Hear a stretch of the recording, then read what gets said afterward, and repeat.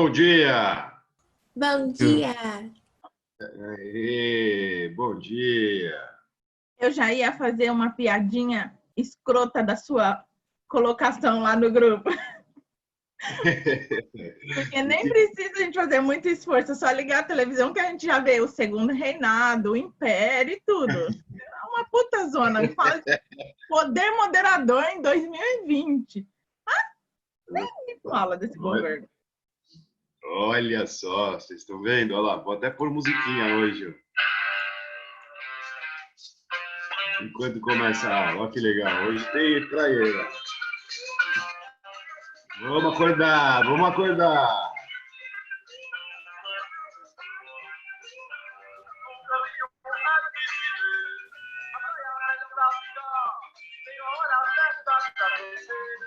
Uma cerveja, eu fiz do almoço, é muito bom.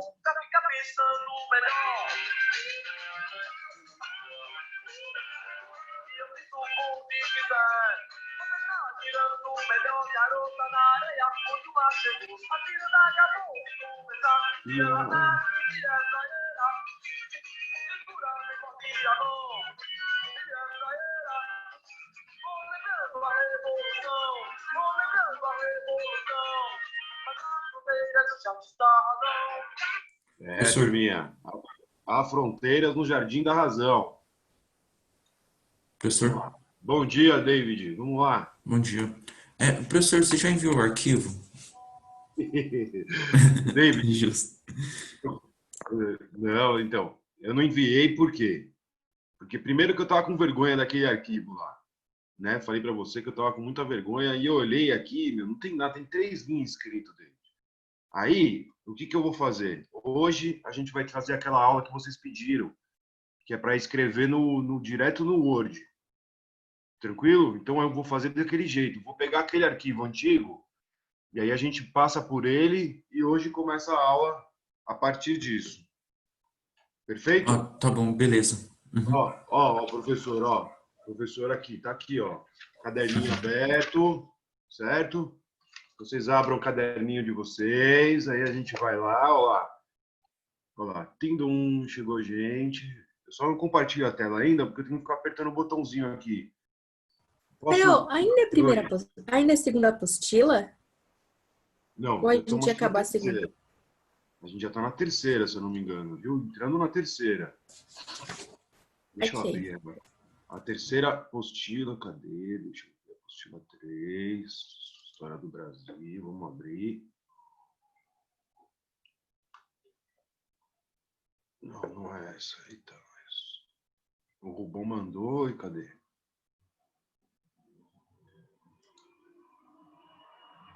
Peraí. Onde foi parar isso aí? Ai, meu Deus. Ó, a apostila 2 vai só até... Cadê? Opa. Aula 22. Ele fala sobre as principais revoltas do Segundo Reinado e etc e tal. A aula de hoje, eu já entro diretamente aí, quase que algumas coisas da apostila 3.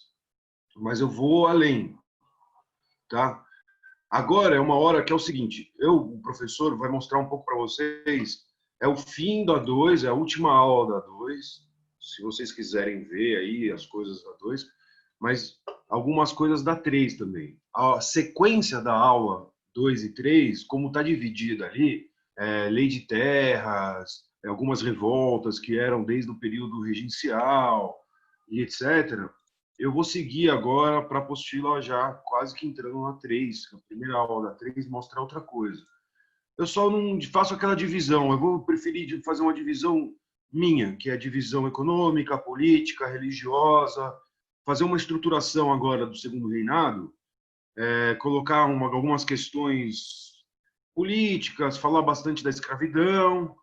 Aí a gente vai continuar falando da escravidão eternamente, né? A gente vai falar sobre essas consequências da escravidão e etc. David, para completar, eu tenho que enviar também o material sobre a pandemia lá, né? Aquela aula que a gente teve, a aula extra de pandemia. E antes de começar, então, a aula agora... Falar nela, a gente vai continuá-la? Pois é, então, falando nisso, vocês perceberam que aquela aula de pandemia, eu peguei um passado, né? Eu fiquei um olhar do passado, que era muito mais história geral, então falava desde os primeiros relatos da humanidade com relação à pandemia. Então, mostrando para vocês mais um olhar de um historiador. O historiador, o que ele faz? Ele pega o relato, olha, falou-se de pandemia lá na Bíblia, falou-se de pandemia no Egito, falou... E como é que o homem interpretava, olhava para aquilo? Né? Eram explicações aí vinda de Deus, ou não era, se aquilo acabou ou não acabou. E o que vai acontecer? Eu fui chegando com vocês mais ou menos onde a gente está com a aula hoje. Ou seja, século XIX, Revolução Industrial, eu estava no iluminismo ali com vocês. Né? O questionamento dessas explicações aí religiosas, mas agora com racionalismo, desenvolvimento da medicina e tal. Não era uma história da medicina e não era uma história de todas as pandemias da humanidade. Eu fui pensando as que me interessavam para mostrar o pensamento e como que o homem interpretava aquilo, como que a medicina foi se desenvolvendo e etc. Né? Ao mesmo tempo que existem olhares para falar que lá no Egito Antigo o homem pensa como é, enviados de Deus, né? Coisas que são sobrenaturais, castigos divinos. Ao mesmo tempo, já também lá no Egito Antigo fazia-se cirurgias altamente complexas para aquele período da medicina, né? Se a gente pensar nesse sentido. Então, existem os dois âmbitos. Eu escolhi um e fui seguindo, dando explicações. Ó, tem pandemia aqui, teve ali, teve isso e tudo. Muito menos em entrar no mérito da descrição do coronavírus, só do H1N1 ou de alguns grupos aí de doenças, se é de vírus, de bactéria ou etc. Não é minha área, né, fazer isso, mas é o olhar do historiador. Como que a humanidade interpretava aquilo, quais eram os primeiros relatos, ao mesmo tempo uma pequena revisão ali de Grécia, de Roma, Idade Média, né, para ver como que na alta Idade Média a sociedade vivia completamente sem medidas sanitárias, não teve nada que foi construído para as cidades, ao contrário, diminuíram, mas poucas cidades que existiram não tinham medida de saneamento, mas na Baixa Idade Média começa a ressurgir as cidades, né? A ideia de ter de novo uma urbanização. E aí eu fui olhando como que o homem se colocou, quais são os registros. Então, como que um historiador, ou seja, qual seria o papel de olhar para aquilo na visão do historiador? Né? Eu peguei alguns médicos que olharam para aquilo e usei de médicos que falavam daquilo. Né? A gente lembra que, como eu estava falando, é um debate, né, que eu estava colocando nessa aula sobre a história de pandemias, né, de epidemias, etc. Né? E assim, as ciências e os homens que faziam essas ciências, naquela época, chamavam aquilo lá, o próprio Hipócrates, que é o pai da medicina, falava de humores, né? Que os humores, o sangue, por exemplo, a gente chama de sangue, corrente sanguínea, sistema venoso, central, periférico, blá, blá, blá, blá, vocês vão estudar tudo isso durante os próximos 6 anos, ele chamava aquilo de humores. A gente não vai debater aquilo.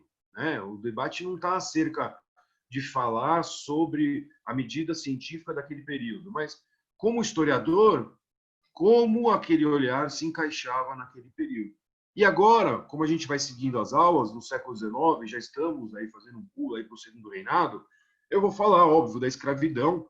E quando eu for falar de algumas leis escravocratas aqui, que são leis abolicionistas, por exemplo, eu vou lembrar vocês que existem estudos, então, de epidemias que foram trazidas aqui para o navios, etc.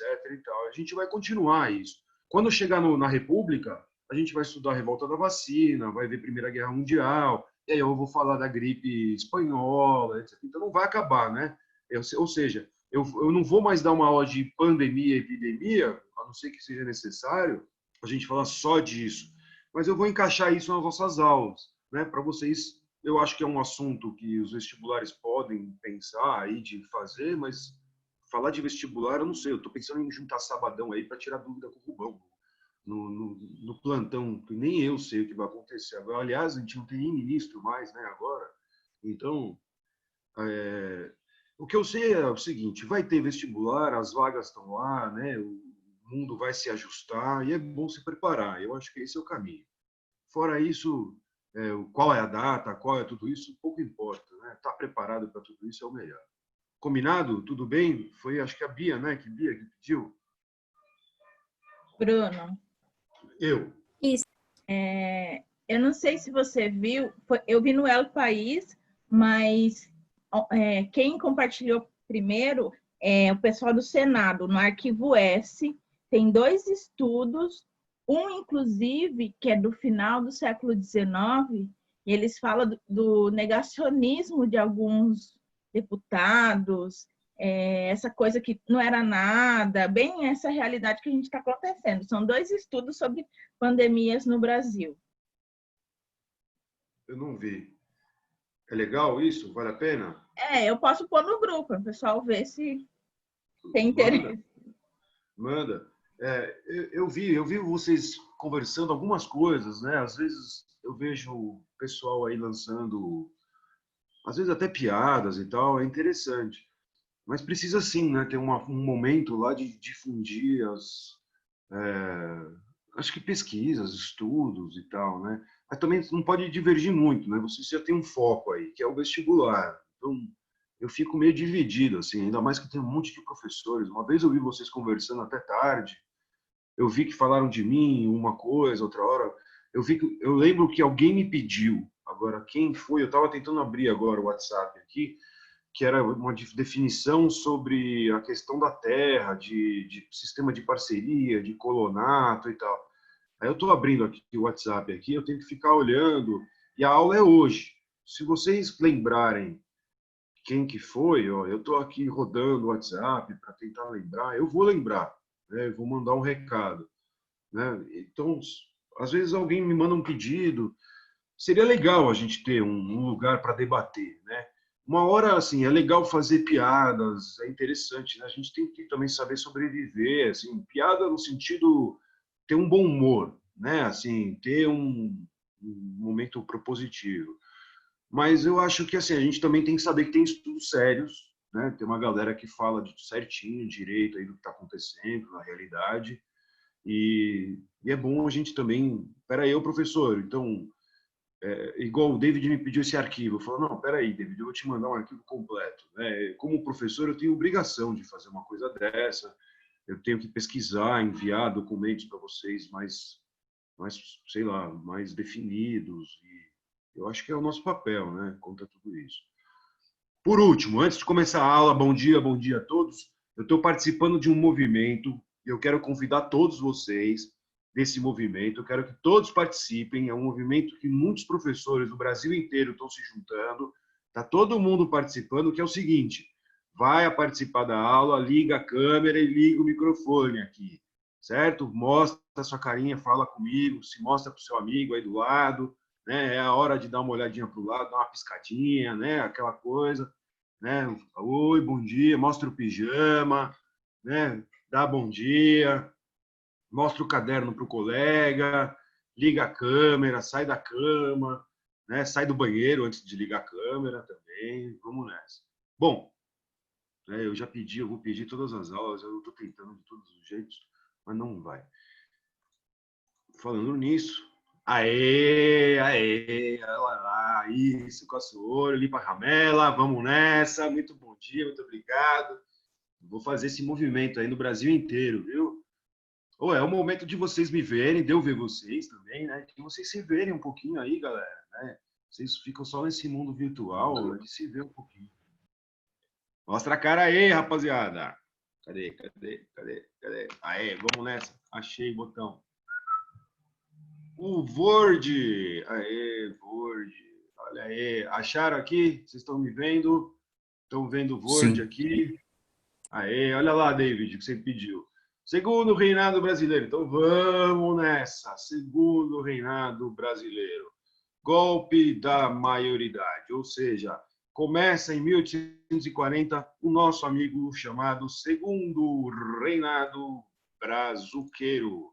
Ou seja, a gente vai falar de um dos períodos mais longos da história aí, um período que ficou sob o governo do nosso amigo que era menor de idade ainda, ou seja, o chamado golpe da maioridade foi a antecipação da maioridade de Dom Pedro, moleque, ou seja, a Constituição de 1824, ou seja, né, uma alteração, na alteração na Constituição de 1824. Ao mesmo tempo, é um período de centralização política, né? Ou seja, no poder do nosso colega Dom Pedro, que vai ficar aí no poder, certo? Não esquece, ele entrou no poder, ele era um moleque, tal, e fica com isso na cabeça durante aí os 40 anos do poder dele. Ele não é mais moleque, né? Em poucos anos atinge a maioridade, vai ser treinado para isso, certo? E esse período, portanto, vai ser, né, um período aí longo da história do Brasil, caracterizado aqui por muitas transformações no Brasil.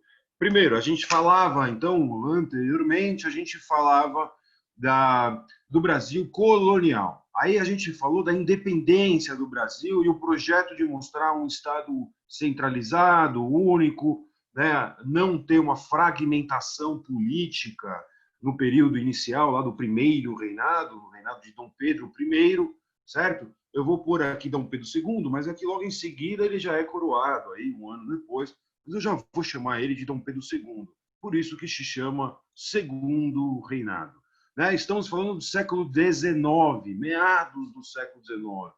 A transformação é o que não falta, especialmente no mundo inteiro. Lembrar que a Europa está vivendo lá a Revolução Industrial, a segunda fase da Revolução Industrial, e aí revoluções como a Primavera dos Povos, blá, blá, blá, tudo aquilo que vocês vão estudar em breve com a professora. Essa centralização política que nos interessa, ela vem muito mais com a formação e a formulação das medidas que foram tomadas desde lá do período regencial. O pai do Dom Pedro II, Pedro I, portanto, ele abdicou ao trono do Brasil e foi para Portugal. Ao ir para Portugal, ele deixa aqui o seu filho menor de idade. E essa centralização foi, né, ampliada com as medidas colocadas ali, né, em 1837. Vamos lembrar disso? Então, o Dom Pedro II sobe pelos liberais no poder, que queriam maior autonomia às províncias, mas acaba dando uma centralização. Então, por isso que a gente chama de golpe, né? Quem estava fora do poder acaba sendo os próprios liberais. Dom Pedro se coloca como representante, portanto, de uma unidade nacional territorial, ou seja, um projeto que a gente já estudou lá no período da independência do Brasil. Vamos nessa. Partidos políticos, então, que existiam aqui eram liberais e conservadores. A gente vai trabalhar um pouco disso, falar um pouco do café, que é onde eu estava terminando a aula passada, e expandir essas ideias. Tudo bem? Olha como que o professor vai começar, então, agora uma nova aula. Eu coloco assim, Segundo Reinado Brasileiro. Colocaria no meu caderno 1840, 1889, com a proclamação da República. 1840, golpe da maioridade. Foi um golpe porque teve a antecipação da maioridade por Dom Pedro. Vocês estão me vendo aí, certo? A gente pode falar também das características. Então, características deste período principal. Quais são as principais características, professor, do período aí do Segundo Reinado Brasileiro? Espera aí, deixa eu fazer assim que fica mais fácil. Primeiro, o Segundo Reinado Brasileiro é um período elitista, elite no poder. Portanto, quem são essas elites, professor? A gente vai falar. As elites aqui, elas são principalmente aqueles grupos calma.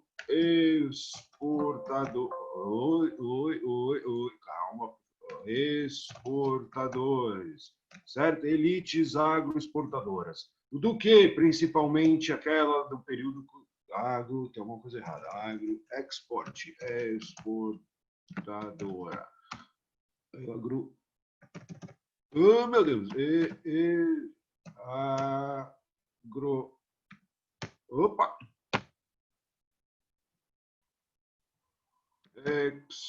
Exportadora. Tá certo agora?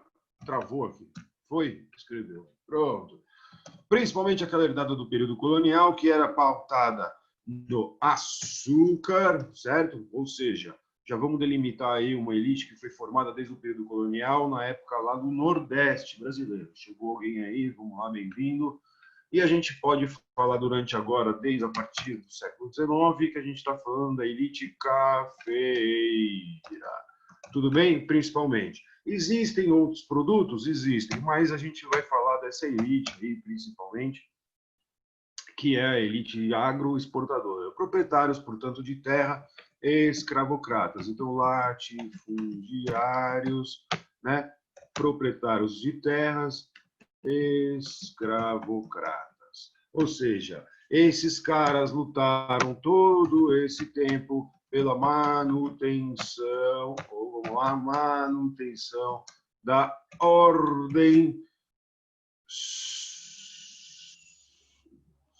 Vai, computador. Socioeconômica, certo? Ou seja, que ordem socioeconômica? O Brasil manter-se como agroexportador e, ao mesmo tempo, uma sociedade excluída da participação política.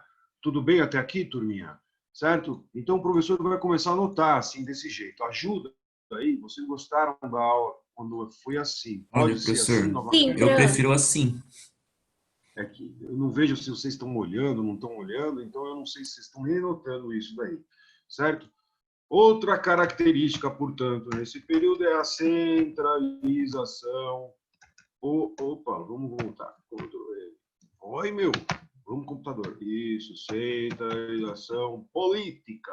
Ou seja, é um momento em que o nosso amigo Dom Pedro vai resolver os problemas das revoltas que ocorriam no Brasil e movimentos sociais que nós estudamos, baleada, sabinada, cabanagem, agora segue aí a farroupilha, por exemplo, e demais movimentos sociais, e ao mesmo tempo as brigas entre grupos aí da elite, conhecido por liberais e conservadores. Esses dois grupos estão praticamente aqui. Se eu conseguisse fazer uma chavinha aqui assim, ó, sabe assim na lousa, como eu faria, uma chavinha aqui do lado, ó, e colocaria um quadradinho.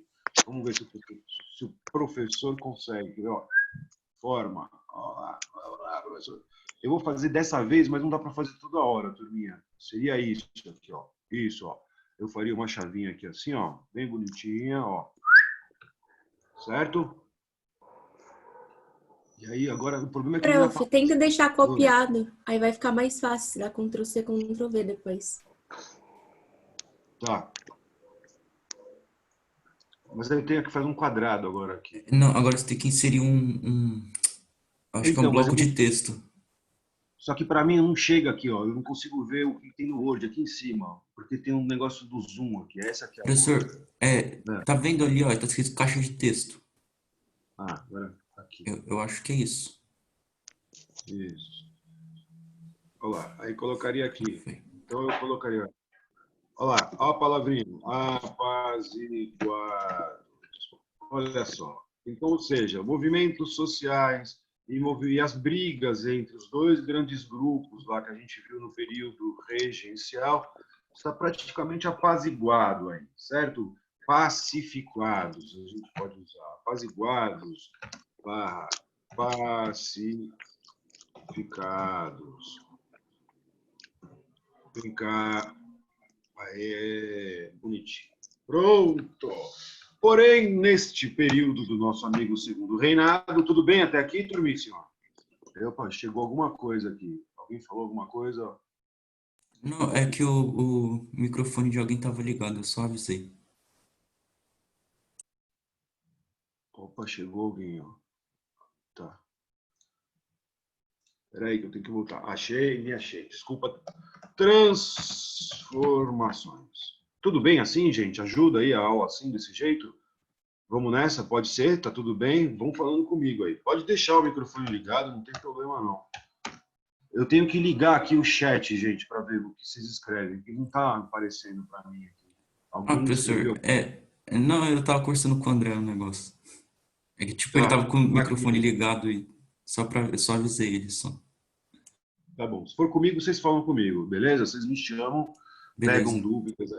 Então, ó, seguindo, é um período também de transformações. A gente sabe que esse período aqui do Segundo Reinado também é um período do segundo século XIX no Brasil. Muita coisa vai mudar. Então, quais são essas principais mudanças aqui que ocorrem no Brasil? Principalmente ligado a uma certa, olha a palavra, certa industrialização. Eu já vou até colocar a palavra, é um tal de surto industrial. Vou debater com vocês isso, certo? Ocorre sim no Brasil uma certa, mais uma vez, industrialização. O que eu escrevi errado? Só uma maiúsculo. Industrialização. E existe uma certa urbanização. Por que eu coloco uma certa urbanização? Porque a gente pode colocar que não é, né, uma definitiva população urbana que vai morar nas cidades, isso só lá com Getúlio Vargas, em 1930. Aqui, ainda nesse período, existe ainda muita coisa mudando. Mas comparado com o período anterior, que é o período Brasil colonial, certo? A gente socioeconômico.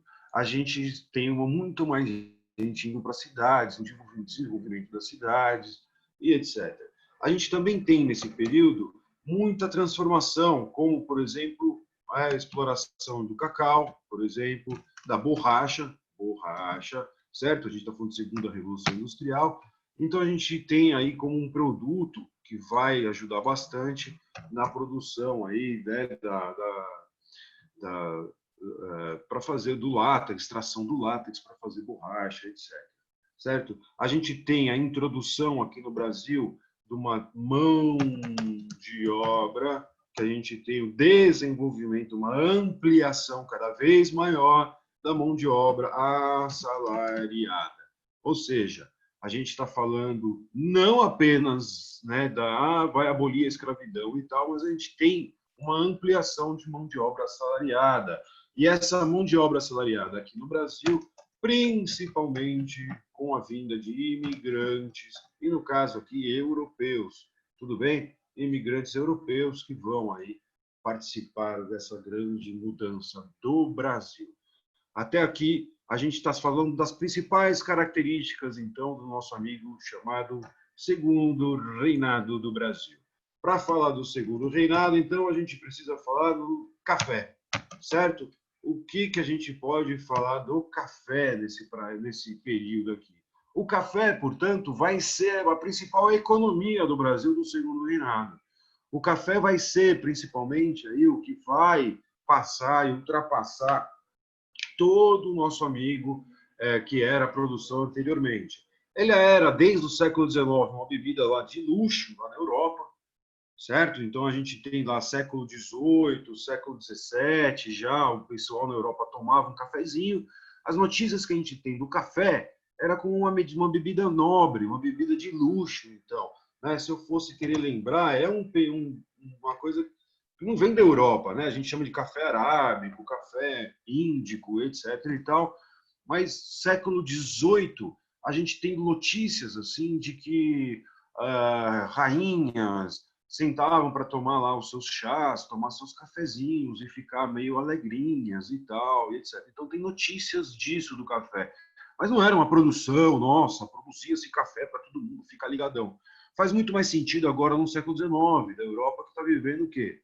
A Revolução Industrial, mais trabalhadores lá na Europa, sim, urbanos e assalariados. Então, o café cabe e cai como uma luva nesse novo processo de produção dentro da Europa do século XIX já. Então, levar o café, baratear o preço do café e a galera ficar ligadona para trabalhar nas fábricas, vai, né, fazer aí com que o Brasil seja o maior exportador. Então, fornecimento, né, para uma demanda grande agora de industrializados assalariados na Europa, O Brasil produzindo bastante, chegando bastante na Europa, significa que o preço fica mais acessível.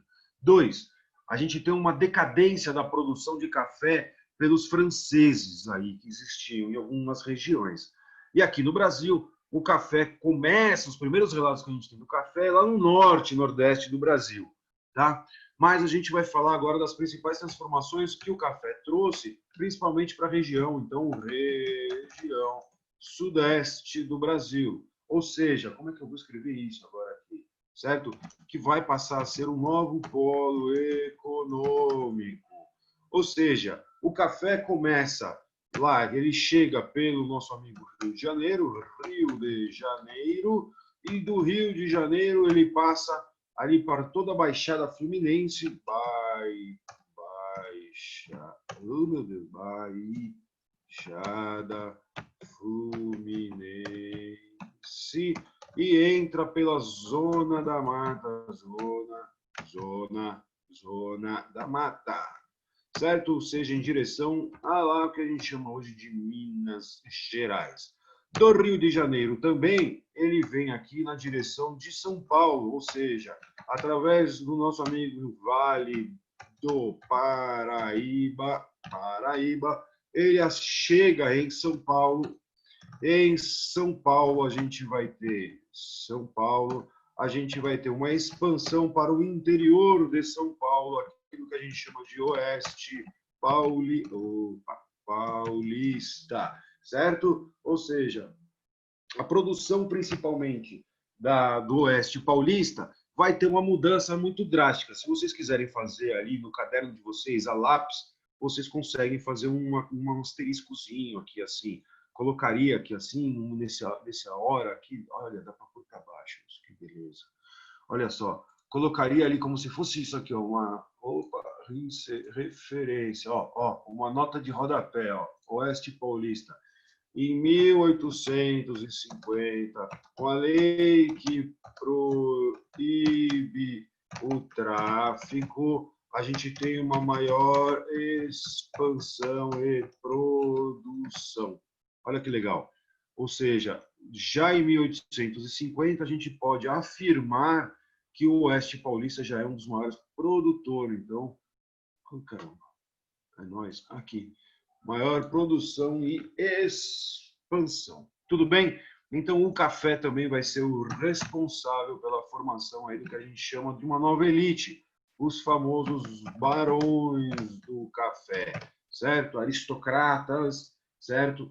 Que vão ser também os responsáveis por morar em algumas cidades. Então, eles vão também morar em algumas cidades, esses caras aqui vão em cidades como São Paulo, né? A cidade de São Paulo, a gente fala aí, você vê pela cidade dos Matarazos, a gente tem uns casarões na Avenida Paulista, certo? Esses caras também, portanto, vão nas cidades transformações dos meios quais de comunicação, certo? E transporte. Esses caras vão investir, então, porque eles precisam ter acesso às informações. Esses caras vão investir em ferrovias, vão investir em correio, vão investir em telégrafo, mais para frente o telefone e por aí vai, certo? Então a gente está falando aqui principalmente de ferrovias e sistema portuário, certo? Que esses caras precisam para exportar o café, ou seja, na área de transporte, tem os dois lados, né? Acessar as coisas aqui para os próprios barões, ao mesmo tempo a gente tem, né, as necessidades da sociedade que vivia aí nas cidades, etc.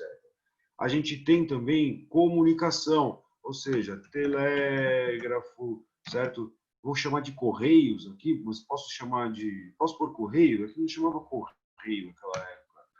Vou pôr telefone, vou pôr aqui, ó, comunicação, certo? Não esquece aí, o sistema de cartas, etc. e tal. Nestas cidades também, esses caras acabam fundando, porque esses caras são os barões, né? São os donos dessas coisas, são eles que acabam fundando também aí, né? E estabelecendo lojas, ou seja, ampliação de um sistema de comércio. Eles também são os caras que fundam os primeiros bancos, né? Vamos lembrar que a gente tem, por exemplo, lá em Santos, a famosa Bolsa do Café, que vivia lá em Santos e negociava a exportação do nosso café brasileiro aí para fora. Para quem nunca foi, lá em Santos tem a Bolsa, hoje é um museuzinho ali, que fica ali em Santos, dá para você tomar café de todo lugar do Brasil, de fora e tal. Né? Então, a gente tem o lugar onde se negociava, olha só, o mundo entrando no capitalismo industrial, a gente está falando da afirmação do capitalismo no sentido financeiro, né? O capitalismo imperialista, neocolonialista, europeu, e o Brasil aí entrando também nesse capitalismo financeiro. Só que ele vai colocar qual produto na Bolsa de Valores? Enquanto a Europa coloca fábricas, indústrias, empresas, o Brasil, o seu produto é o café. Então, são commodities, né? O Brasil, ele é agroexportador. Então, o Brasil não tem o que ainda, né, exportar muito. Diga lá, David, dúvida? Professor, esse desenvolvimento foi unilateral nas cidades ou o campo também acompanhou essas tendências? Que movimento? É, esse desenvolvimento, Esse sabe? desenvolvimento, É, não entendi movimento. O desenvolvimento, David, está atrelado ao café, tá? Tá aqui, ó, café, certo? Então, tudo que eu estou falando aqui está ligado ao café. Olha só, eu estou falando, então, do Sudeste. Então, as cidades aí que vão crescer, as cidades que vão ser ampliadas, são ligadas ao café. Estou falando de São Paulo, Minas Gerais, Rio de Janeiro, Santos, certo? A gente tem cidades lá como Recife, que já está sendo grande, tem pontuais, né, cidades que são pontuais. Mas com relação ao café, o Sudeste vai ter uma transformação e vai ser o principal mote aí de toda essa transformação. A gente tem que lembrar também que outra explicação não é só o café, é uma herança aí que teve da mineração, né? A atividade mineradora que foi aqui no Sudeste, que enriqueceu muita gente, esses caras investiram em café também. Mas agora, o século XIX, principalmente aí é o café. E o café já em 1820, David, tudo bem, David? Eu estou falando de algumas cidades, tá? Eu não estou falando do interior do Brasil, nem nada, mas começam a surgir polos. Campinas se aponta aí como um polo no interior, mas não é uma cidade grande ainda, etc. A gente vai ver polos como Petrópolis, que era a capital ali do Império, né? Uma cidade que o imperador ia, que desde da família real, etc. Petrópolis, que é subindo a serra lá do Rio, né? Então, eles vão fazer uma ferrovia por ali, etc. Então, tem um início, né, de tudo isso. Não é no Brasil inteiro, tá? Não são todas as cidades. Mas não, comparada... professor, a minha dúvida foi se, tipo, na área rural, por exemplo, do Sudeste, também teve esse desenvolvimento, ou foi só na zona urbana? Só urbana. Só Ah, tá, urbana e justo. aqui eu estou falando, tá? Eu estou falando assim, ó, tem Campinas, a gente pode falar ali da região de Limeira, que é Ibicaba, né? Aquela época, Limeira, Araraquara, né? Então vai tendo as grandes fazendas, começam a surgir alguns núcleos urbanos. Mas desenvolvido como essa cidade assim, chegar tudo lá, não, ainda não, David, tá? Mas começa a ter, tudo bem? Começa a ter. Comparado com o período colonial anterior, tem muito mais. Tá? Comparado com a época da mineração, aumenta, ou seja, essa ideia de cidades fundadas, de estabelecimento de colonos, etc., começa a ser já ampliada. Tudo bem? A gente tem que comparar com antes, tá, David? Olhar para frente, olhar para hoje já não atrapalha às vezes. A gente tem que olhar, poxa, antes não tinha, né? O Oeste Paulista, ele não era famoso por grande coisa, foi famoso na época dos bandeirantes. Agora, quando a gente está falando do café, o Oeste Paulista passa a ser um núcleo econômico importantíssimo. E como importantíssimo, um novo núcleo de novas produções precisa de quê? De mão de obra. E aí a gente vai começar a falar sobre isso. Tá? Então, olha só para terminar aqui, ó, 1820, o café já era o principal, para café como principal produto das exportações brasileiras, de exportação. Ou seja, superação aqui do que era o açúcar anteriormente. De novo, estou olhando para trás. Em 1850, eu vou por 80 já, vamos pular, vai. O café corresponde a coisa de 60, vamos por aí, vai. 56% da produção mundial. E isso vai aumentar. Durante o período republicano, então, portanto, mais para frente, o Brasil vai ser um dos maiores produtores mundiais de café do planeta inteiro. Aí. A cada, dizem aí, a cada 3 xícaras de café, uma era brasileira. Industrialização. Vamos para falar lá um pouco da industrialização nesse período. Olha só, juntou uma grana, o Brasil tem, portanto, um cafezinho e a gente pode ter agora investimentos na industrialização. Como que se deu essa industrialização? Né? Como que acontece essa transformação aqui no Brasil?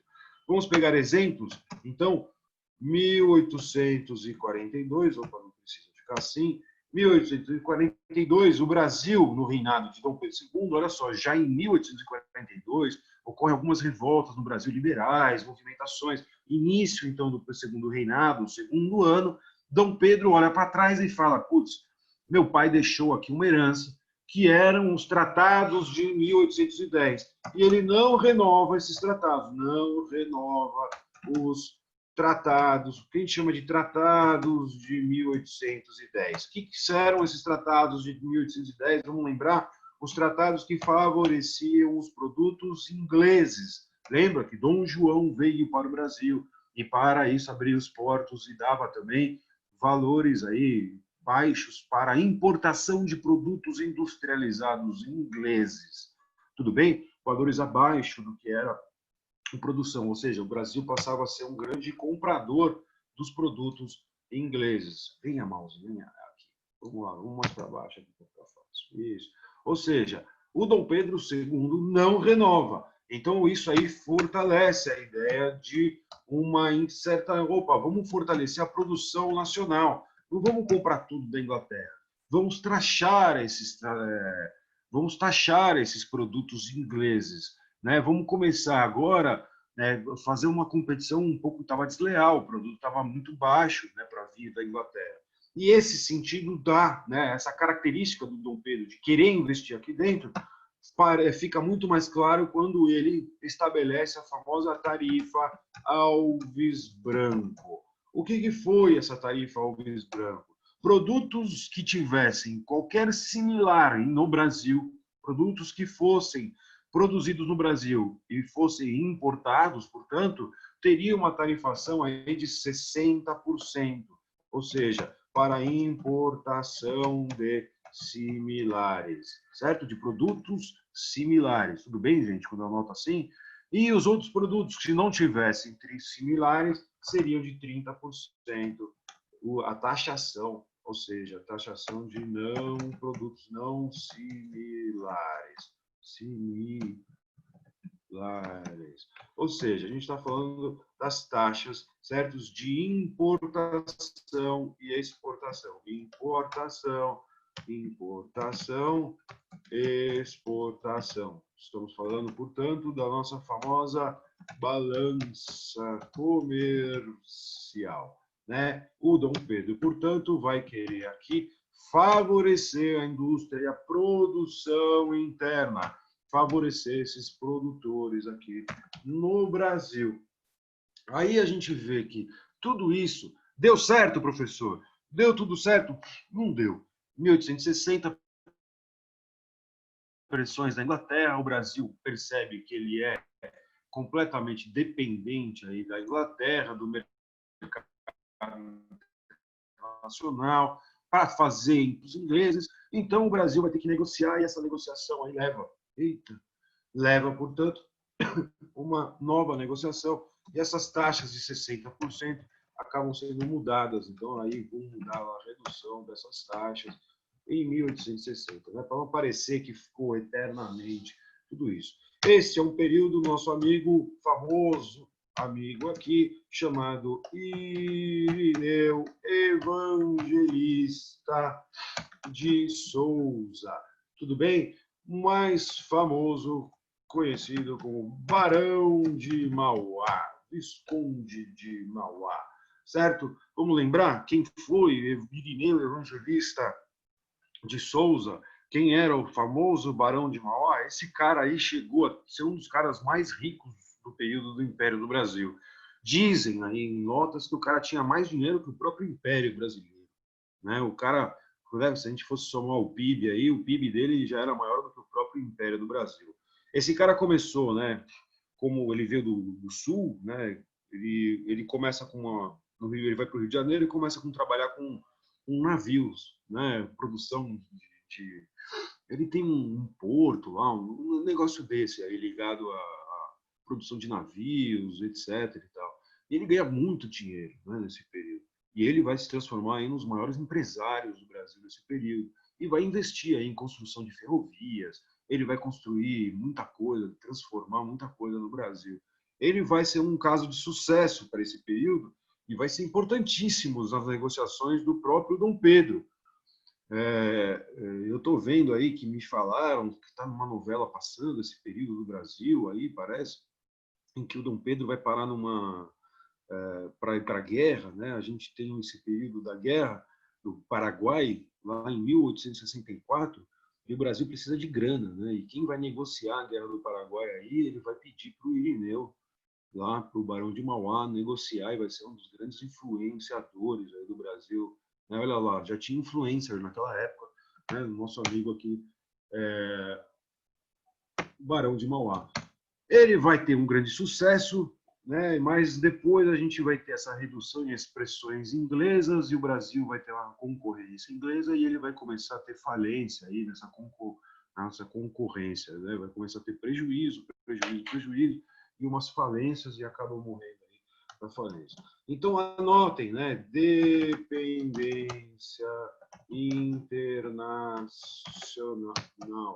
O Brasil, portanto, na parte econômica, o Brasil é dependente de outros países, ou seja, a gente fala nesse período de industrialização que ocorre sim uma certa modernização, certo?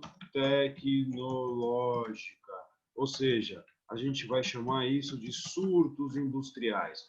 Por que são surtos industriais? A gente não tem um definitivo desenvolvimento industrial. Por quê, professor? Por quê, professor? Então, agora é a hora que a gente precisa debater um pouco disso. Por que isso a gente chama de surto e não de desenvolvimento industrial? Porque desenvolvimento industrial, a gente constrói uma base de indústrias no Brasil, certo? Que vão sustentar as próximas indústrias. Então, se eu quiser ter uma indústria maior, eu posso, a partir desta que eu construir outras indústrias. E o Brasil não, foram bens de consumos aqui, né? Locais, bens de consumos nacionais. Ou seja, o Brasil não vai ter aqui, nesse momento, um grande desenvolvimento industrial. Ele tem uma grande modernização, uma transformação, cidades, pessoas trabalhando, assalariados, blá, blá, blá, blá, blá, blá. Mas a gente não tem uma definitiva, porque qualquer abalo internacional, o Brasil, blau, blau. E o Brasil, sendo, portanto, dependente internacionalmente, principalmente das pressões inglesas nesse momento, e logo em seguida Estados Unidos também, significa que foram apenas surtos. Olha lá, olha para o professor aqui. Surtos, então. Se eu fizesse um gráfico de desenvolvimento industrial, não seria um gráfico coerente com o crescimento, sempre, né, indo para cima, tipo o coronavírus aí, indo sempre em direção para cima. Agora a gente tem um gráfico que são surtos, surta e diminui. Surto industrial diminui. Por quê? Porque eu crio uma fábrica, pessoas trabalhando, etc. e tal. Vem a concorrência internacional, falência. Cria outra fábrica, pessoas trabalhando, etc. Vem pressão internacional, concorrência, produto internacional, falências, fechamentos e por aí vai. Então a gente tem só surto industrial. Não são indústrias pesadas, indústrias de base que sustentem tudo isso. Mas sim, existem outras transformações. Quais, professor? A gente pode falar aqui na área, por exemplo, do transportes, teve uma grande mudança, né? A gente tem uma grande postura no que altera o Brasil, ou seja, as estradas de ferro, certo?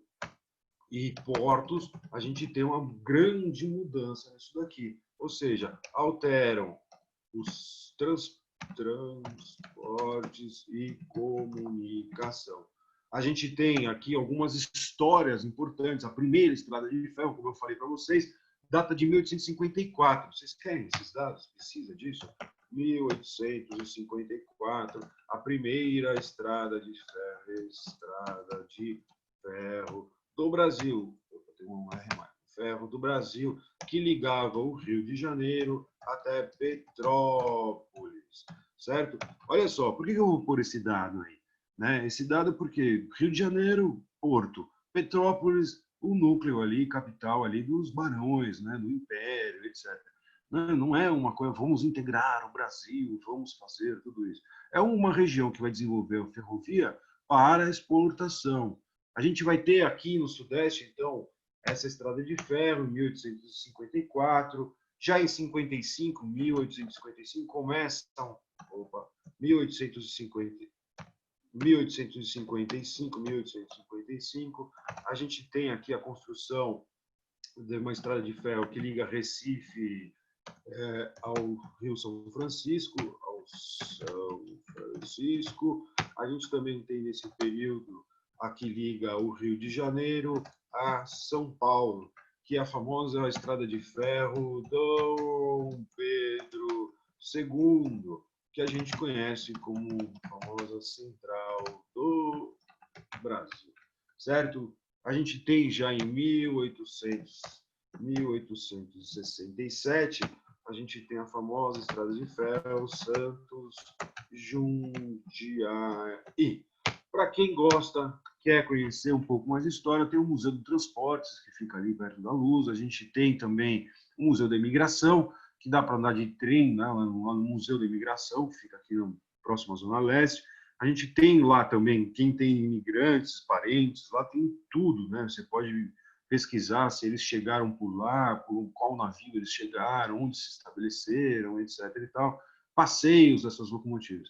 A estrada de ferro aí, Santos-Jundiaí, é o que vai dar na Luz, ali na Estação da Luz do Brasil, né? Que a gente tem a Estação Júlio Prestes, né? Hoje em dia de trem, e dali iria até Paranapiacaba, um pouco aqui, quase antes da descida da serra que vai para Santos, para ir para o litoral, né, antes de você ir para a praia. Ali de Paranapiacaba tinha uma descida muito íngreme, e aí eles construíram ali um sistema para descer de ferryboat, ali de ferro, né, de uma estradinha que descia e subia com água, tudo um contraponto e tal. Aí o professor de física pode explicar bem legal para vocês. Então, a gente tem e descia para Santos, né? Então, a exportação. Chegava tudo por ali, eu passava por São Paulo. E cada ponto desse que vai passando, a gente percebe também uma grande mudança.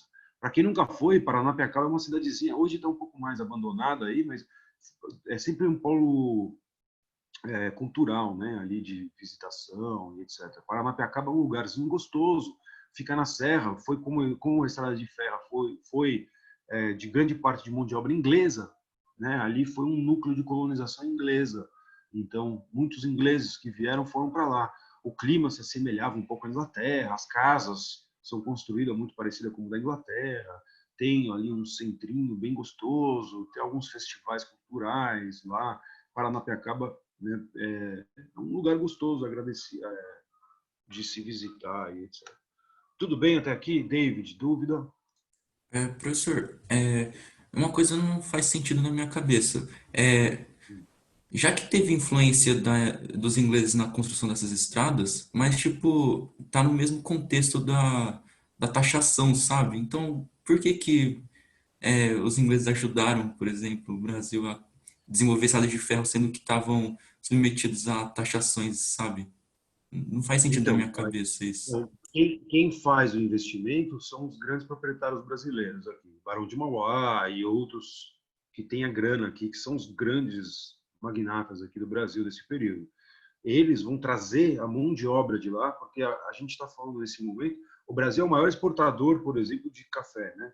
A Inglaterra é a maior extratora de ferro nesse momento. A revolução industrial está de vento em popa, né? Então, se tivesse uma sobrinha ali das fábricas ali da Inglaterra, e a gente tem nesse momento também uma grande expansão de caras que estão construindo estradas de ferro lá na Inglaterra, nos Estados Unidos e na França, tá? Então a gente sabe que, por exemplo, até aí quase início do século XX, por exemplo, na França mesmo, David, só para você ter uma noção, eu acho que até início do século XX, 1900 mais ou menos, 30% das estradas de ferro da França eram francesas. Os outros 70% eram produzidas pelos próprios ingleses. Os caras eram os caras da ferrovia. Quem sabia fazer ferrovia? Os caras, entendeu? Ele vai fazer ferrovia, não é pôr ali uma madeira e um ferro. Isso é fácil. O difícil é arrumar a locomotiva, ensinar, né, a ter tudo isso, produzir tudo isso. E esses caras jogam pesado. Eles são os maiores. A Inglaterra passa a ter a maior esquadra naval. Né? Esses caras jogam pesado no Oceano Atlântico. E esses caras são os maiores potências mundiais. Aí. Fora isso, a Inglaterra tem agora colônias no mundo inteiro. E a Inglaterra é aí, nesse momento, a maior potência do planeta. Acho que quem pode competir com a Inglaterra e vai entrar numa briga, a única que consegue entrar numa briga com a Inglaterra, se eu não me engano, é a China nesse momento aí. Né? Que a gente tem lá as guerras lá do ópio, etc. e tal, lá do outro lado do planeta. Mas a Inglaterra aqui no Oceano Atlântico, ela domina. Não que não existam outros navios, etc. e tal. Mas eu acho que 80% das frotas de navios que circulam aqui no Oceano Atlântico, 1850, 1860, 80% dos navios são ingleses, certo? Os caras ganham uma grana mesmo. E assim, teve uma expansão de ferrovias na Inglaterra. Esses caras são particulares. Tem negócio para fazer, fora, bora, meu, vamos ganhar dinheiro. Então, faz sentido para os ingleses nesse negócio. Óbvio, vamos fazer o quê? Vamos fazer uma estrada de ferro lá no Brasil para os caras competirem com nossos produtos? Não. A gente vai exportar café lá do Brasil. A gente nos Estados Unidos, que tem uma briga maior. Os Estados Unidos são particulares que vão acabar adotando e começando a produzir eles mesmos lá nos Estados Unidos. Mas no começo também são ingleses. E os Estados Unidos começa com a expansão para o oeste, né, nesse período aí. A gente está indo para o oeste, 1850, quase véspera da Guerra de Secessão. Esses caras estão indo, cada vez mais que você vai para o oeste, quem consegue estabelecer uma vila, aí o cara consegue ter uma vila com 5 mil habitantes, ele vira xerife, aí ele vai ganhando títulos, ele pode ter um banco, e ele pode ter uma estrada de ferro que passa ali na cidade dele. Então, né, é um incentivo a particulares a essa colonização lá do interior acontece. Aqui no Brasil é o contrário, o Brasil é agro exportador. Né? Os Estados Unidos têm uma realidade divergente, em que o norte e o sul são diferentes. Aqui no Brasil, a gente tem uma realidade que os próprios barões de café, na passagem de onde passava o café para exportação, por exemplo, São Paulo, a cidade de São Paulo, né? Santos, Rio de Janeiro, a cidade do Rio de Janeiro, quero dizer, essas cidades passam a ser núcleos aí de população. Então, para abastecer esses barões, precisa-se ter um comércio, precisa ter banco, precisa ter comunicação, a própria ferrovia, eles vão aproveitar para fazer esses transportes, mas esses caras também precisam de mão de obra, David. Então vai ter um pouco de escravo, vai ter um pouco de trabalhador livre, a cidade passa a ser um pouco diferente do campo. O campo, a escravidão é pesada, né, no campo. A escravidão na cidade tem outros fatores, tem escravos ali de leite, escravo disso. No campo, a escravidão é para trabalhar na lavoura, no chicote, etc. E tal. Tudo bem, David? Realmente, existe uma competição, o debate é longo, tem quem se coloque a favor, tem quem se coloque contra, tem quem queira tudo isso. É um período longo. Só que eu estou pegando exemplos, assim, olha, teve estrada de ferro. E por incrível que pareça, David, o próprio Barão de Mauá, esse cara vai ser um cara que vai estabelecer aí fios, né, como é que é, os cabos que ligam o Brasil até a Europa, cabos submarinos aí, que tem até hoje se debate muito isso por conta dessa tecnologia aí 5G, blá blá blá, se é o cara que está lançando aí no espaço lá os satélites, né, o SpaceX lá que está lançando, se vão ser cabos submarinos, fibra ótica, etc. O cara tinha visão naquele período, né, de tudo isso, o mundo interligado, mostrando que a importância, né, dessa visão que existe no desenvolvimento. Mas o Brasil se desenvolveu? Não, a gente chama de surtos. Por quê? Porque continuou dependente de tudo isso. Teve investimento e participação no Estado? Tinha, mas tinha pressões internacionais. A visão, David, é essa. Mas o jogo internacional é muito pesado. Muito Professor, então eram interesses privados, né? Eu pensei que tinha influência do Sim. Estado aí. Aqui, principalmente privado. Entendi, justo. Grande parte de particulares, tá? Estrada de ferro construídas pelo Estado vai ocorrer? Vai. Mas mais para frente, alguma ou outra, tá? Não é muito comum ainda aí. A maior parte é interesse privado. Vamos falar de outro assunto importante. Valeu, professor. Imagina, mão de obra, certo? Segundo o reinado, sem mão de obra não dá para falar, e a gente precisa falar disso daqui. Ou seja, até Início do século XIX, a gente fala que o tráfico, não pode esquecer, que o tráfico de escravizados, principalmente africanos, certo? Era, olha só a palavrinha, legal, olha só, certo? Não é o legal do Facebook aí, do joinha, era legal de ser legal, né? Legalmente, ou seja, na lei, né? Mas, a partir, então, do século XIX, a gente tem aqui, então, portanto, a famosa Revolução Industrial.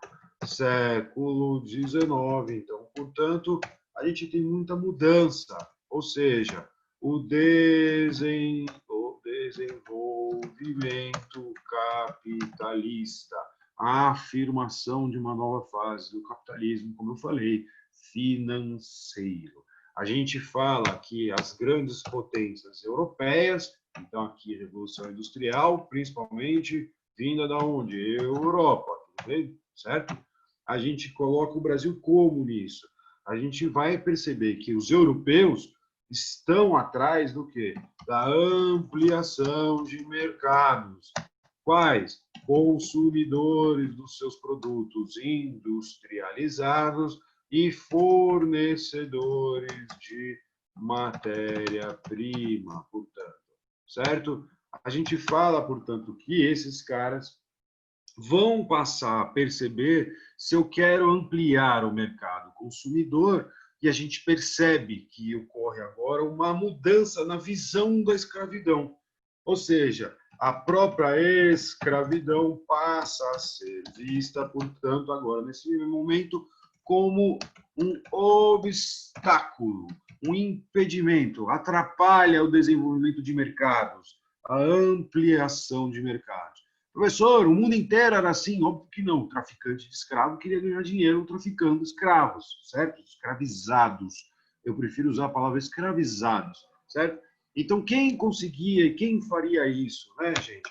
A gente tem principalmente pressões da nossa amiga Inglaterra. Nossa, a Inglaterra agora passa a ser boazinha.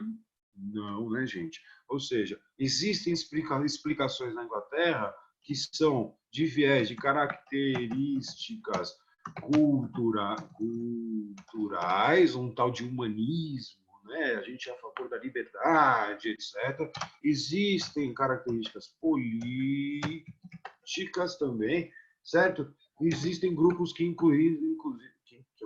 inclusive são religiosos, como, por exemplo, um grupo famoso da Inglaterra chamado de Quakers. Tudo bem?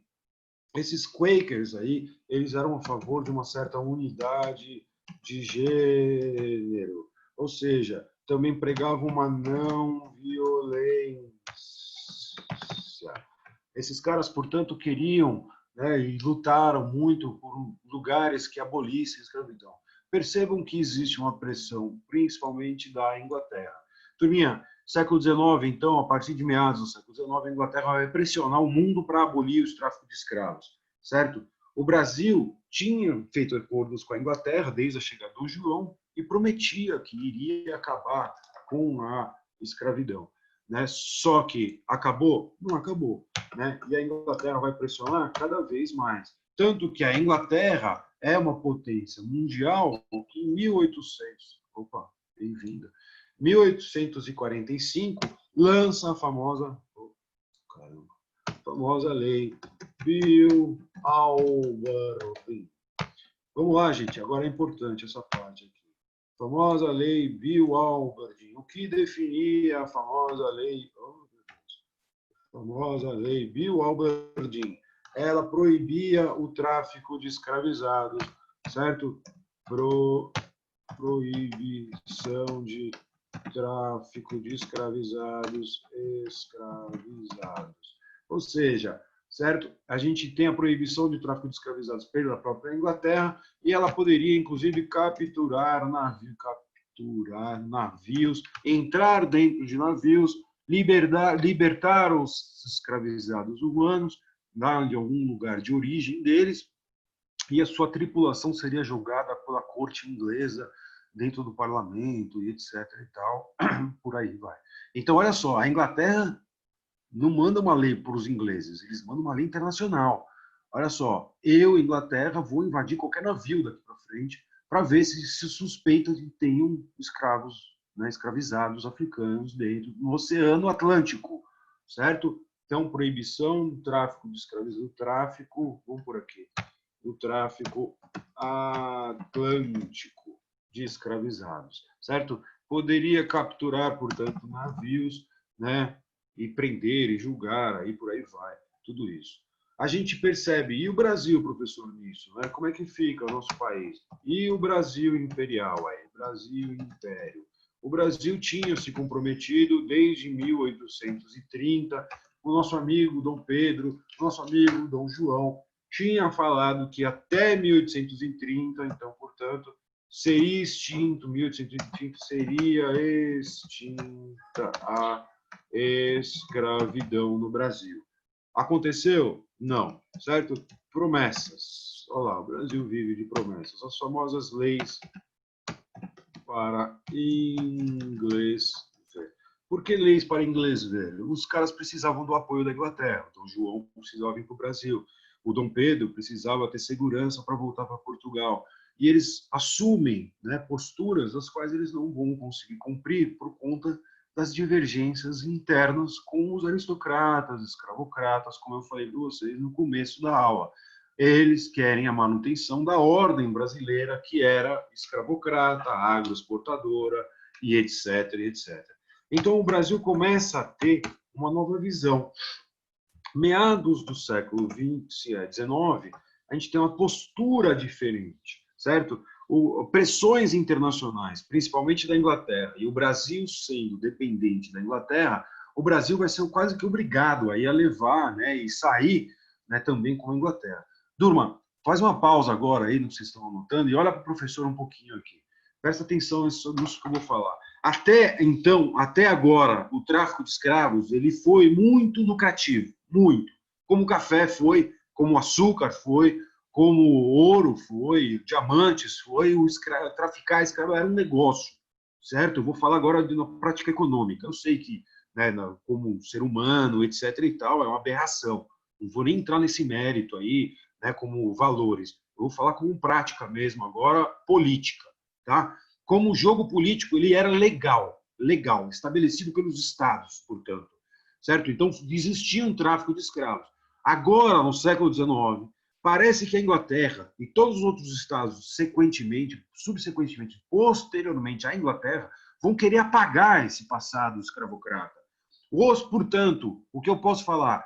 A abolição da escravidão vai ser, né? A gente está falando da abolição da escravidão. A Inglaterra já tinha abolido a escravidão nas suas terras. Agora ela vai querer abolir a escravidão fora das suas terras, com a lei Bill Aberdeen, né?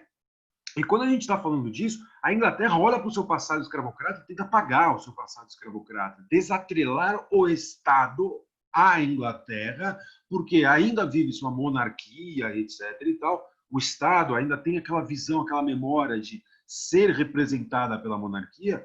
Então, eles querem apagar esse passado, como se o tráfico de escravos não tivesse sido legal. Não, foram pessoas particulares que faziam isso, e blá, blá, blá. Não, peraí, vamos colocar, esses caras eram racistas, esses caras eram preconceituosos, esses caras eram negociantes, certo? Eles pegavam lá na África ali o negócio, né? Não era pela cor de pele que começou lá, pela discriminação.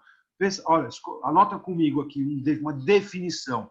Racismo, né? A gente está lendo muito isso, esses debates hoje aí, manifestações nos Estados Unidos, etc. Racismo não é você ser só preconceituoso, tá? Não é só a definição da palavra, tudo bem? Conceitualmente. Então, se vocês forem fazer uma redação sobre racismo, etc., o racismo é definido por você ter uma atitude preconceituosa, né? Você diminuir o outro e etc. e tal, mas você também tem uma discriminação, uma segregação, uma separação do outro, certo? Além de você ter preconceito, pode ser por raça, por cor, por religião, pelo diabo que você quiser. Aí a gente sabe de perseguições de judeus, a gente sabe de perseguições aí que existem desde a antiguidade. Mas só perseguir, aí que está o problema. E eu acho que isso vai pegar muito em redações aí para vocês. Ah, porque lá na Grécia Antiga os caras os romanos chamavam de bárbaro. Chamar de bárbaro não é racismo. Racismo é chamar de bárbaro e inferiorizar os bárbaros. E não aconteceu, porque bárbaros eram integrados ao Império Romano, certo? Leis ali romanas que integravam os bárbaros, que ficavam nas bordas ali, nas fronteiras, e defendiam o próprio Império Romano.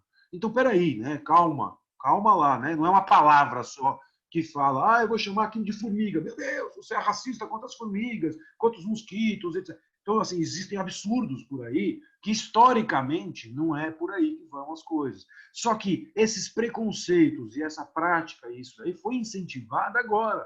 Olha que louco isso. Né? É no século XIX que saem as grandes teorias racistas, raciais, né? Teorias raciais, teorias que falavam sobre cor de pele, que queriam definir os seres humanos, catalogação, o tal do positivismo, que vem junto com a Revolução Industrial. Esses caras vão lançar lá, né? A gente tem um cara chamado Spencer, que vai catalogar os seres humanos. Ele fala, olha, tirei uma conclusão aqui, eu medi a cabeça de todos os brancos e negros, e, portanto, o branco tem a cabeça maior, que é para pensar, e o negro tem a cabeça menor e o corpo maior, portanto, ele é feito para trabalhar. Né? Explicações esdrúxulas assim surgem, né? Que abusam da ciência, né? Usam termos ali que fazem até uma certa analogia a um certo empirismo, pesquisas, né? Que só porque o cara mediu ali, eu medi o tamanho da unha do elefante, então o elefante... Hoje em dia, isso aí é abominado, né? Isso não é assim que se faz mais pesquisa, os estudos não se fazem assim. Teve um grande debate sobre isso, sobre a tal da cloroquina, que foi colocada aí, né? Que a gente viu, é verdade, não é verdade, mas, enfim, o pesquisador está pesquisando, né? Está lá. Agora, jogo político que se fez através disso. E nesse momento que a gente está vendo, 1850, 1860, grupos abolicionistas começam a querer apagar o passado escravocrata dos estados, como se não foram particulares que fizeram, como se o estado que colonizou, né, Portugal, Inglaterra, França, Espanha, não fomos nós que colonizamos. Tanto que vocês viram, presta atenção, vocês viram os caras derrubando, né, estátuas lá, por exemplo, na Bélgica. A gente está vendo agora essas brigas nos Estados Unidos, né, derrubando estátuas feitas. Olha quanto tempo os caras prestavam homenagem a grupos que eram traficantes de escravos. Teve esse caso aí agora que foi noticiado, etc. Certo? Aqui no Brasil a gente vê aí a briga com os bandeirantes e blá blá blá, que a gente teve aqui em São Paulo, principalmente, tal. A discussão não é, né, ter aí, derrubar a estátua, não derrubar a estátua. A questão é, a gente tem uma postura diferente no século XIX, do qual não muda o que aconteceu. Você falar agora, não fui eu, Inglaterra, fomos particulares, tanto faz. Significa que teve esse traficante de escravos e o Estado português, espanhol, francês, inglês se beneficiaram da colonização. E dentro da colonização, ter escravos e o tráfico de escravos deu muito lucro. Ponto. Certo? E eles não fizeram tráfico de escravos visando racismo, etc. Agora, no século XIX, faz sentido essa prática e a ideia do racismo. E o Brasil começa a perceber e receber essa pressão. Tanto que o Brasil vai lançar em 1850 a famosa lei Eusébio, acharam ele, Queiroz, certo? Ou seja, aqui não é com Z, é o nosso amigo, o nosso amigo Eusébio de Queiroz. Acharam o Queiroz. Vocês viram ontem Atibaia, lá no sítio do Lula, brincadeira, não era do Lula. O Brasil faz a sua proibição do tráfico de escravos, de escravizados africanos, o tráfico atlântico. Olha só, Eusébio de Queiroz, 1850. Portanto, o tráfico passa a ser agora, passa a ser ilegal. Tradução, professor, o que você quer dizer com isso? Acabou o tráfico porque eu lancei uma lei? Não. Acabou a chegada de escravizados aqui no Brasil? Não. Como assim, professor? Não, só ficou ilegal. Não é mais legal? Não. Mas tem escravo? Tem. Aboliu a escravidão? Não. Olha que louco isso, né? Não pode escravidão. Não, peraí, mantém a escravidão, mas acaba só com o tráfico. Certo?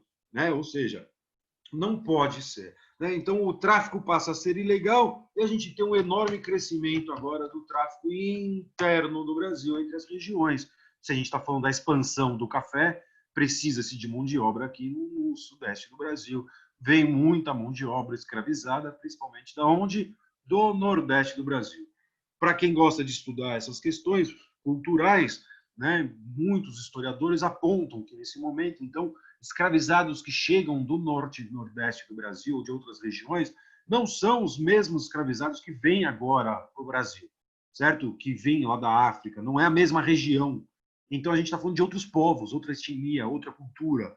Então os caras estão forçando culturas distintas a migrarem aqui do nordeste e norte do Brasil para virem a conviver com outras culturas que anteriormente agora estão sendo capturadas lá. A gente tem um grande traficante de escravos nesse país, nesse momento aqui. Nesse momento de 1850, um grande traficante de escravos chama-se Estados Unidos, certo? Navios e traficantes de escravos percebem a queda do uso de escravizados, onde a Inglaterra tem maior pressão, né? América Central, ali no Caribe, etc. Então, a gente tem agora muitos traficantes de escravos vindo para cá. Neste momento, surge aqui no Brasil uma grande, portanto, epidemia de doenças devido a essas grandes transferências de pessoas, imigrações de pessoas que surgem aí. Uma das grandes epidemias vem de um navio, né, que hoje é datado, nomeado, etc., aqui que veio para o Brasil, certo? Então, que chega aí, né, nomeado aí, um tráfico de escravos. Se não me engano, em 1854, um navio que traz aí a febre amarela, e vai ter uma enorme epidemia, depois de varíola e por aí vai. Portanto, surge no Brasil, começa a ganhar força no Brasil. Olha só, Eusébio de Queiroz, deu certo, acabou com o escravo, não acabou, então começa a ter uma grande força, a famosa campanha abolicionista, certo? Começa agora a ganhar força aqui no Brasil, grande parte das resistências, né, de negros escravizados que fogem, ou seja, fugas e movimentos aí já foram um falecimento de quilombolas. Tem participação de grupos que são empresários que vão ajudar a fazer tudo isso, mas também a gente tem uma parte desses caras que precisam de mão de obra e vão ver a solução para isso com o estímulo à imigração. Por que imigração? Porque eu vou trazer da Europa trabalhadores livres, né? E eles vão trabalhar aqui assalariados. Não é muita mudança, tudo isso, etc. Mas a gente tem uma grande mudança e um fortalecimento dessas ideias. Lembrando que em 1881 sai a famosa lei do ventre livre, né? Ou seja, 1885, lei Saraiva e Cotegipe, também conhecida como sexagenários, certo? A gente sabe, portanto, que essas leis aí acabam com a escravidão? Não, não acabam com a escravidão. A escravidão, ela passa e continua a ser aí, né, a grande prática do Brasil que muda. O David tinha falado comigo, eu falei com vocês, eu estou acabando quase a aula aqui, faltam alguns minutos. Escravidão urbana, a gente tinha artesãos, certo? Que são pessoas que tiveram uma certa profissão, que ganharam isso, trabalhos de ganho, a escravidão urbana e domésticos, se a gente pudesse dividir. Essa escravidão, portanto, urbana, ela tem uma certa diferença. Nas cidades, a escravidão, existem artesãos, caras que ganharam uma profissão, ganharam um ofício, portanto, aprenderam um certo ofício, certo? E vão trabalhar ali com um artesão. Escravo de ganho seria uma certa classe média, uma classe média baixa, né? Que tem aí, naquele momento, ter um escravo era um bem, né? Então, esse bem gerava renda. Então, o escravo trabalhava para eles, pagava uma parte, mas esse escravo cuidava da sua própria moradia, esse escravo cuidava do seu trabalho, da sua comida e etc. O cara era dono de um escravo que trabalhava e tinha que pagar uma parte só por ser dono, por ter um dono por dia. E tem os escravos que são domésticos, né? Então, nesse sentido, né, se é possível se falar isso, a escravidão urbana ela é um pouco menos violenta do que a escravidão no campo. No campo, lá, os senhores, capatazes, né, todos os chicotes e todo aquele açoite que existia era muito mais pesado, né, do que um pouco mais nas cidades. Grandes caras que narraram isso daqui, né, é o nosso amigo Debré, certo? E o Rugendas aí, Rugendas. Hoje esses caras aí, grande parte estão no Instituto Itaú, para quem quiser visitar, dar uma olhada aí pela internet. Esses caras pintavam esse período e falaram disso, certo? Imigração. Vou deixar só anotado, vai ser assim a sequência para a próxima aula que a gente vai falar aqui de imigração. Tudo bem até aqui, turma? Dúvidas? São 10 horas. Você vê que uma aula, né, na lousa é um outro tipo de aula. Posso sair daqui dessa lousa aqui? Posso desligar aqui? Já copiaram? Então, muitas graças. Bom, e aí? Eu tinha mais algumas coisas para falar, eu deixo para a aula que vem. Percebam, o segundo reinado tem muita coisa para se falar, né? Eu fiz aqui, tentando fazer um apanhado, né? Se vocês olham aqui, eu fui anotando como se eu fosse anotar numa aula, tentar fazer só algumas decisões. Volta aí para o seu caderno, vê o que vocês copiaram, dá uma olhadinha agora, se está tudo certo, se assim desse jeito ajuda. Eu vou falar, já que a gente está falando da mão de obra, né? Falar de escravizado tem muita coisa para falar e a gente vai falar bastante, inclusive, até o fim do segundo reinado. Mas agora eu vou falar um pouco com vocês sobre imigrantes, né? Que vão ou substituir aí o trabalho, ou ser incentivados por particulares, ou então pelo próprio Estado, né? E aí entram as políticas raciais, entra um monte de outras questões. Alguém me perguntou sobre a diferença disso daí. E aí era agora que eu ia começar a debater isso, mas eu deixo para a próxima aula com documentos e trabalho para tudo isso. Fechado, turma? Dúvidas? Porque eu tenho que parar porque vocês têm mais aulas. Olha, professor, só para avisar, tipo, desculpa pelo trabalho, mas eu prefiro a aula assim mesmo, ficou bem melhor. Gostou? Para mim, beleza. Eu estou aqui para vocês, David. Eu consegui acompanhar, sério, eu não estava conseguindo com os slides, agora eu consegui certinho. Você percebe que o slide, eu só faço isso um dia antes. É isso, David. Não muda nada na minha cabeça. Se você olhar para os meus slides, é exatamente isso que eu faço um dia antes. Entendeu? Eu vou colocando esses textos no slide. Aí me bate na cabeça uma imagem, eu vou lá e jogo a imagem. Eu lembro igual eu falei do Debré, do Rugendas, eu vou lá e jogo uma imagem. Eu estou falando de lugares. Aí eu coloco lá sei lá, o Barão de Mauá, indústria, telégrafo, o mapa. É só isso, David, né? A gente vai ilustrando um pouco mais. A aula presencial, eu posso ter os dois, né? Eu tenho o slide e eu tenho o PowerPoint, a lousa, rabisco aqui, e aí eu faço minha linha do tempo, puxo isso daqui tem a ver com aquilo e tal. Vocês percebem que eu não consegui chegar na praieira, né? Que eu ia falar da Revolução Praieira, mostrar. Parece que esse segundo reinado aqui está muito na paz, né? Nossa, Dom Pedro, que beleza, que maravilha. Os escravizados, no máximo, faziam um quilombinho ali, batiam tambor e tudo.